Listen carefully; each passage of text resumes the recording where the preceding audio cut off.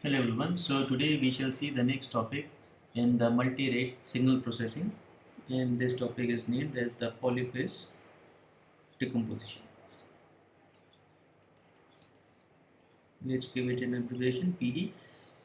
So the basic idea what we have been discussing is we want to enhance the efficiency of the implementation of the interpolation and the decimation operations. We saw last time one of the ways by using the interchanging of filtering with the compressor or expander. Okay, how we can enhance the efficiency. And this in the next topic we see about how we can decompose the filter to increase the efficiency of the implementation of the compressor or the expander. So the polyphase decomposition of a sequence is basically obtained by representing it as a superposition of m subsequences, each consisting of every mth value of successfully delayed version of the sequence.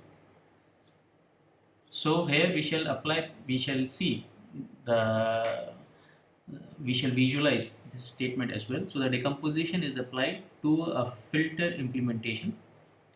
So the idea here is, so first let's say some impulse response of the filter is given to us h of n. So we decompose this h of n into m subsequences.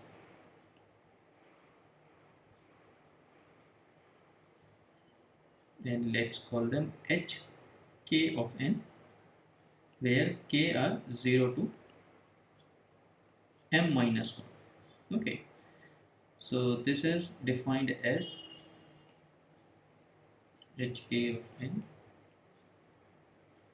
h of n plus k, the delayed version of the sequence, where n is an integer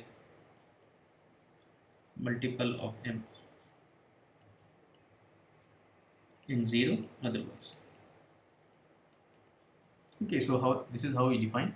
So by successfully delaying these subsequences, we can reconstruct the original impulse response h of n. That is, I can write my h of n in terms of this newly introduced hk of n as the summation of k 0 to m minus 1 of hk n minus k. Okay, so you can also visualize that just opening this summation, you would have h0 of n plus h1 of n minus 1 plus h2 of n minus 2 plus up to hm minus 1 up to of n minus m plus 1. Okay, so let's draw the block diagram of this one. So what we want to do, that we have this h of n and we pass it. First we construct this uh, m number of subsequences downsample by m and then upsample by m. In the second one we have this delayed version by downsampling by m and upsampling by m. And again here we have this z minus 1. So similarly z2 m upsample by m and z minus 2. So this process will go on up to z for m subsequences.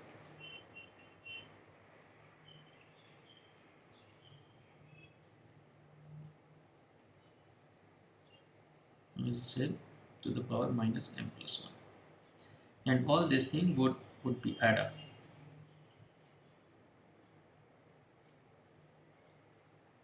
To yield your h of n.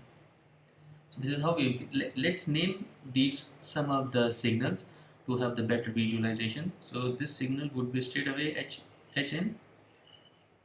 So if I, for the second one, for this one, the output of the this would be your hn plus 1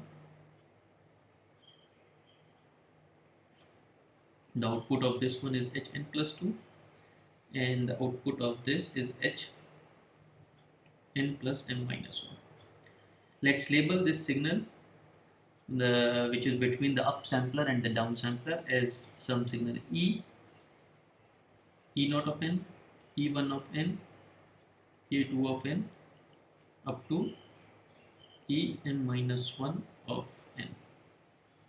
And the next one is H naught of n, H1 of n, and H2 of n, up to Hn minus 1 of n. So this is the block diagram representation of what we have uh, defined by using this newly defined function hk of n. This block diagram can also be equivalently represented by using the chained delays. So by chain delays, what I mean to say, that here we have used z starting from 1 to m minus 1, but when we use the chain delays, we don't increase the power of z in principle, in the implementation, but in principle it is being implemented by using the chain delays. And this can be, this you can visualize as, when you have this h of n, we will give this downsample, upsample, and then we have the summation block to build h of n. So here we do pass it through the unit delay, and then use the downsample, the upsample, and then sum them up with the delay block z minus 1. Okay. So this process will go on for z downsample by m, upsample by n, and here we have z minus 1, this one. So this process, if labeling the signals, I would have h of n, h of n plus 1, and this, the last one would be h of n plus n minus 1, and here we have e naught 1, e1 n, and em minus 1 n.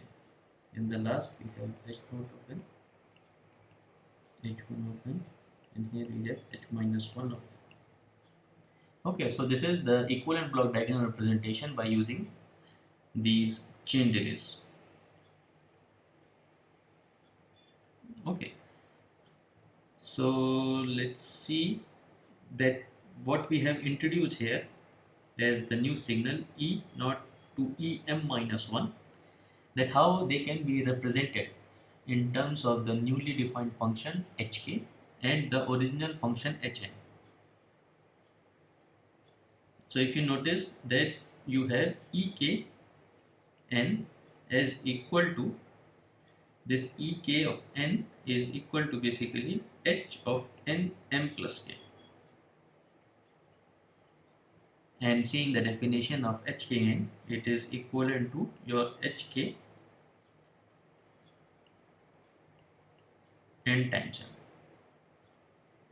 Okay. So we can also see from here, the first one, that if I write E1 of n, E1 of n is basically h, where h of n plus 1 is the input to this downsampler. So by downsampling, only this part n would change to nm. Okay, and here you change n to nm plus 2. So all these ek I can represent as E1 of n is equal to h nm plus 1, E2 of n as h nm plus 2, right, and so on, which will give you the kth E. So the relationship, so I can, in the frequency domain, I can express my original impulse, or the function in the frequency domain as hz summation from k0 to m minus 1 of ek of Zm times Z minus k, right? So expanding this summation, I would get basically from the uh, block diagram, we have this h naught of z, h1 of z times z minus 1, and so on up to hm minus 1 z times zm minus 1. So the relationship between this ek and hz would be your respect individually e naught z to the power m, because they have been passed by the upsampler, plus e1 z to the power m z minus 1 up to e to the power e m minus 1 of z to the power m z m minus 1. Okay. So if I have some input output sequence, this is in fact the realization structure based on the polyphase decomposition of Hn. So given some xn, to get yn while implementing the filter using the polyphase decomposition, I can express it as e naught z to the power n, some z inverse, e1 z to the power m, and e m minus 1 z to the power m, and all will be summed up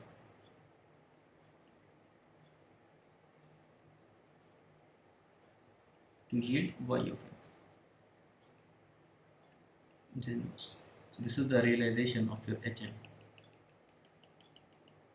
So here we have only discussed about the polyphase decomposition of Hn, but now we shall see that how we shall going to use this decomposition for the implementation of the decimation filters and of the interpolation filters.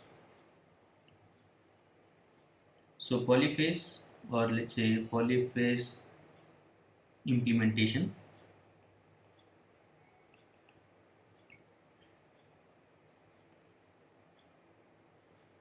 of decimation filters.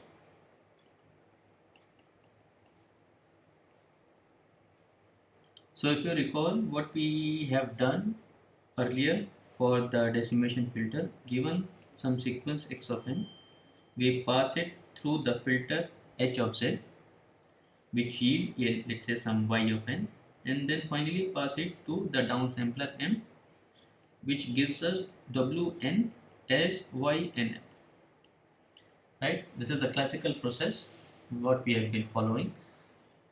So let's see the first block h of z. So this h of z, what it does, that it computes an output which is sampled at each value of n, right, which gives you this y of n, and finally when you downsample it, so in principle what is followed, that one of every m output sample is retained while the others are discarded because it compresses. Okay, so the disadvantage is that you unnecessarily compute the samples which are thrown away. So it is better that we only compute the samples which are required. So we get rid of those excessive computation since we are not using them. So by using this polyphase decomposition approach, so we first of all express our h of n in polyphase form with polyphase components ek of n, which we had seen in the above discussion as h of n m plus k. Also in the frequency domain we have h of z is equal to summation k0 to m minus 1 ek z to the power n times z to the power minus k. So with the above decomposition and the fact that downsampling commutes with addition. The above figure can be drawn as your x of n by using this e naught z to the power n, the realization of the filter what we had seen, that e1 z to the power n, where we have this z inverse. Similarly,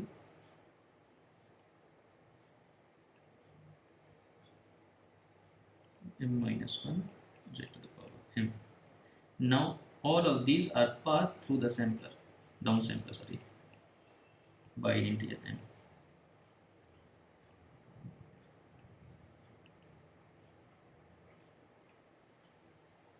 And finally we sum them up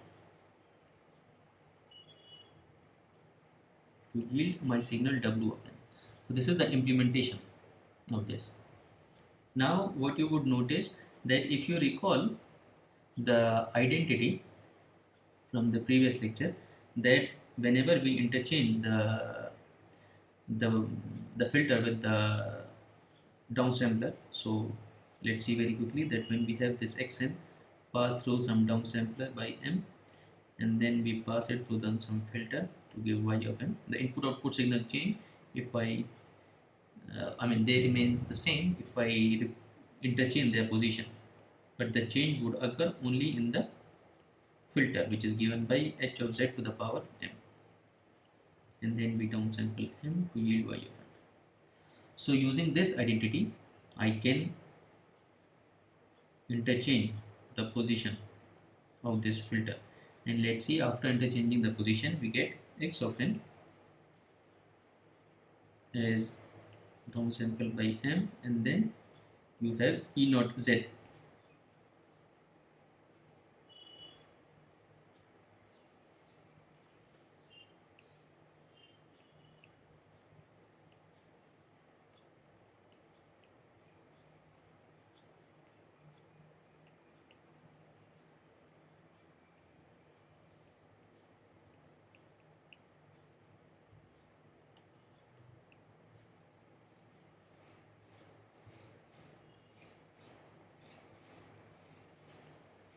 UW. So this is how you can achieve the polyphase implementation of the decimation filter. So here we saw the ad hoc way of implementing the decimation filter, and this is your by using the polyphase decomposition. So now we shall see what are the advantages you achieve by using this polyphase decomposition. So suppose here if we use this block diagram, so what we notice that xn, this sequence xn, is clocked at a rate of 1 sample per unit time. Okay.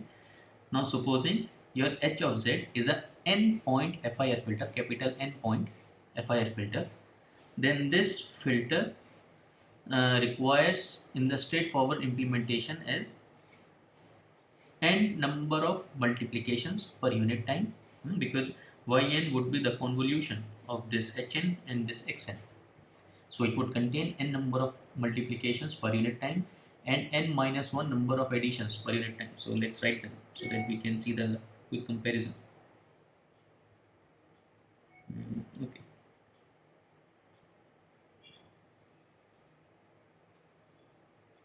Let's call them the first block diagram. Okay. First block diagram, you see n multiplications and you see n minus 1 additions per unit time, both, right, per unit time. But in the polyphase decomposition,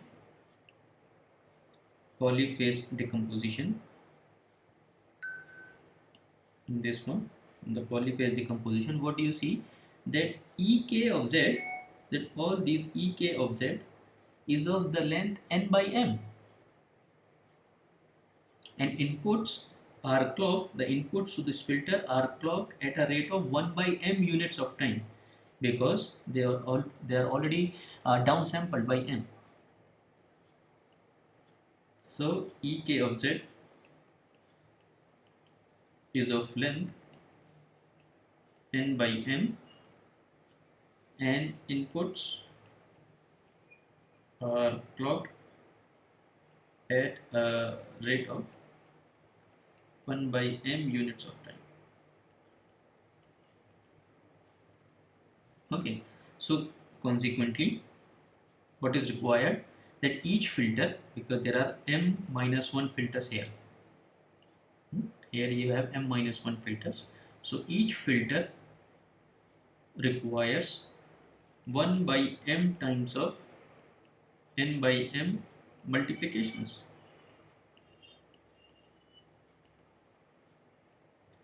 and 1 by m times of n by m minus 1 additions,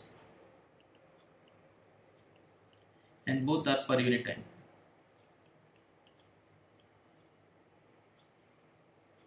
Right, now this is by required by each filter.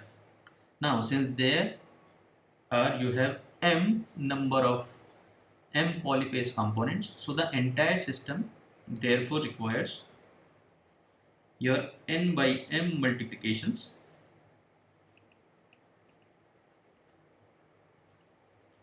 and n by m minus 1 plus m minus 1 additions, both are per unit time. So what do you notice, that in comparison to the number of additions and multiplications required in the straightforward implementation of the decimation filter, if I use the polyphase decomposition and implement my decimation filters, I require quite less number of multiplications and additions operations per unit time. So in this way we achieve significant savings for some values of m and n. Right? Now in a similar way, if we talk about the polyphase implementation,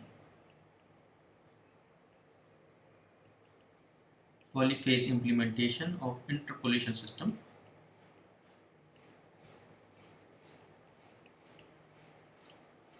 so what do you, in the straightforward implementation, what do you do?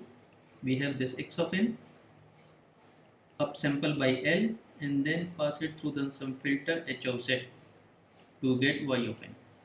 Okay, let's call it the intermediate signal as w of n. So again, the first block, in the first block, every LH sample of Wn is non-zero, right? While in the second block, filter coefficients are multiplied by the sequence values that are known to be zeros. Let's write them so that you can visualize. So when we pass the sequence x of n through the upsampler, then the property what we have studied in the upsampler, that every nth sample of the output, which is Wn, is non-zero. Okay, so there would be some zero component as well in Wn, but when you pass it through the filter h of z, so the filter coefficients, if I represent them using the summation form with some coefficient, so the filter coefficients are multiplied by sequence value that are known to be zero.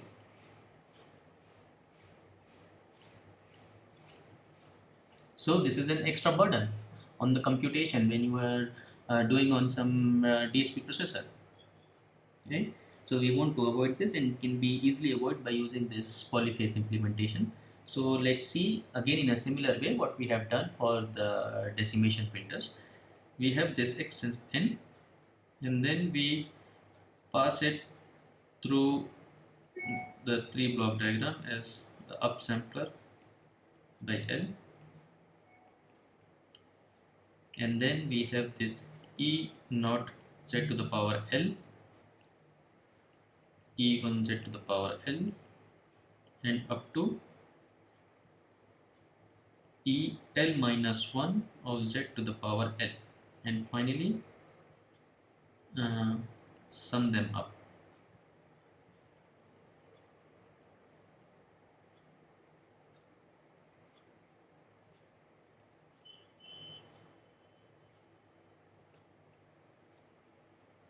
Okay, so here you have L number of subsequences. Again, using the identity property or changing the position or interchanging the position of these filters and the upsampler, I can equivalently draw this block diagram as my E naught of Z. So this thing will go away Z to the power L, what we have the functions, and here we have E1 of Z and up to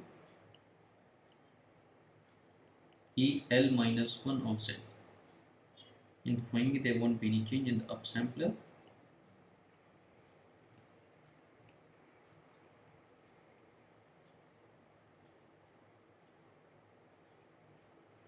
Yeah, who the output of this is Y of N. So here we have output Y of N,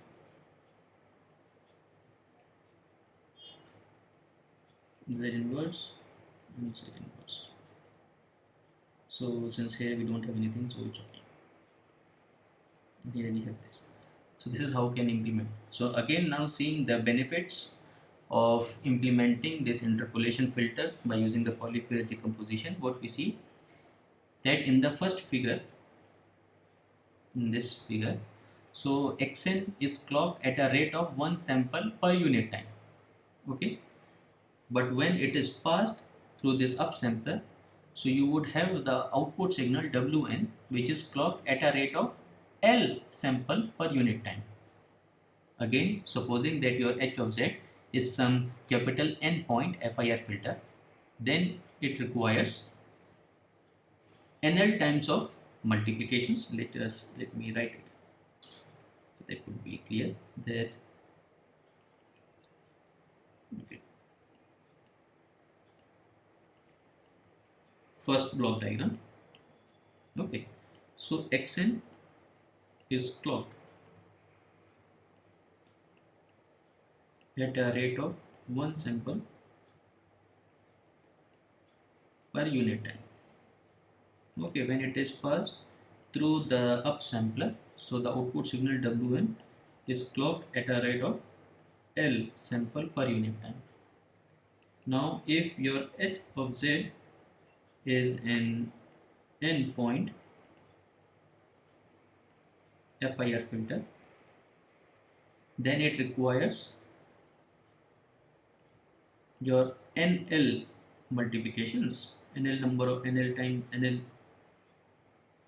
times of multiplications, and NL minus 1 times of additions once it is passed through the filters. So both again per unit time. While in the polyphase implementation, in the polyphase decomposition based implementation, you would have likewise L of NL times of multiplications and L of N by L minus 1 plus L minus 1 times of additions, again per unit time. So you see again the significant amount of reductions in the computations, in multiplications and additions when you use the polyphase decomposition for some values of N and L. So now if you want to implement some non-integer rate changes which you can achieve by the combinations of interpolation and decimation system, so you can use this polyphase decomposition in a similar way, and you can imagine the significant savings when higher intermediate rates are required. Okay, so here we can close this topic. So thank you.